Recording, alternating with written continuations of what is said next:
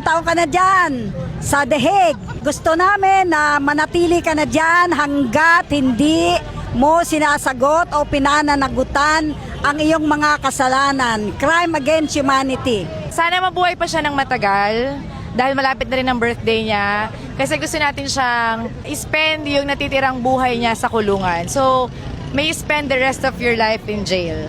Take your time.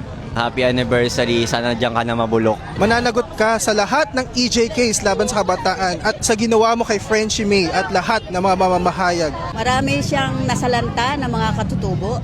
Marami din siya nasalanta ng mga mahihirap na mamamayan. Kaya magtiis ka dyan, Duterte. At wag mo nang paramihin pa ang iyong mga DDS. Merese para sa mga lahat ng mga biktima, hustisya, no? Sana tuloy-tuloy kang makulong. Magtagal ka pa dyan and sana hindi ka na makalaya dyan. Sana pagbayaran mo yung mga kasalanan mo sa taong bayan, ano? Sana habang buhay ka na diyan.